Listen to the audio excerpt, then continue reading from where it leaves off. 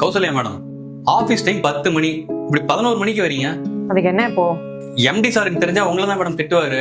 இதனால உங்க வேலைக்கு தான் ஆபத்து. ஏன் வேலைக்கு ஆபத்தா? அது உன்ன மாதிரி திறமை இல்லாதவன வேணா வேலையை விட்டு தூக்குவாங்க. என்ன மாதிரி டேலண்டா இருக்கவங்கள லைட்டா திட்டுவாங்களே தவிர வேலையை விட்டுலாம் தூக்க மாட்டாங்க. இந்த விஷயம் அந்த எம்டிக்கே தெரியும். அவ்வளவு ஏன் ஆபீஸ்ல இருக்க எல்லாருக்குமே தெரியும்.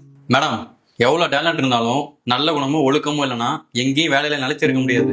ஓ அப்படிங்களா சபரி? அப்ப என்ன பண்ணுங்க, நீங்களே போய் எம்டி கிட்ட கௌசல்யா லேட்டா வந்திருக்காங்கன்னு சொல்லுங்க. அப்பதான் என் வேல்யூ என்னன்னு உங்களுக்கு தெரியும். இந்த கம்பெனியை விட்டு நான் போனா கம்பெனிக்கு தான் லாஸ், எனக்கு கிடையாது. கௌசல்யா சார், இந்த டிஎஸ்ஆர் ப்ராஜெக்ட் யார் பண்ணா? நான் தான் சார்.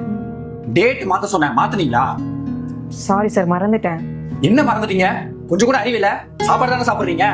ஆபீஸ் வேலை பார்க்க வரீங்களா இல்ல 3 வேளை சாப்பிட்டு தூங்கலான்னு வந்தீங்களா? நீங்க டேட் மாத்தறதுனால உள்ள எவ்வளவு கன்ஃபியூஷன் போயிட்டு இருக்கு தெரியுமா? யார் இந்த எஸ்டிஎஸ் ப்ராஜெக்ட் பண்ணா?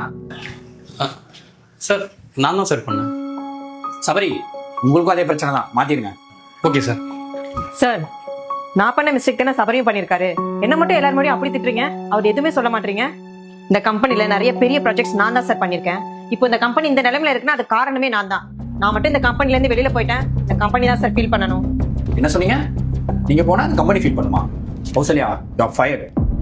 நீங்க இல்லனாலும் இந்த கம்பெனி நான் நடத்தி காட்டுறேன். சார், என்ன பாக்குறீங்க? நீங்க டேலண்டடா வேணா இருக்கலாம், ஆனா உங்ககிட்ட எல்லாம் கொஞ்சம் கூட டிசிப்ளின் இல்ல. நீங்க காலையில சபரி கிட்ட பேசினதை நான் சிசிடிவி கேமரால பார்த்துட்டு தான் இருந்தேன். அது என்ன சொன்னீங்க? உங்களால தான் இந்த கம்பெனி ஓடுதா? இங்க பாருங்க, ஒரு கம்பெனி ஓடுறது அங்க வேலை பார்க்குற எல்லா எம்ப்ளாயினாலும் தான். அந்த மாதிரி இந்த கம்பெனியில வேலை பார்க்குற ஒரு எம்ப்ளாயி நீங்க எவ்வளவு டேலண்டா இருந்தாலும் டிசிப்ளின் எல்லாம் மேல வரவே முடியாது. டேலண்ட் எல்லாம் கூட பரவாயில்ல, டிசிப்ளின் இருந்தா மட்டும் தான் ஒரு விஷயத்தை கத்துக்க முடியும்.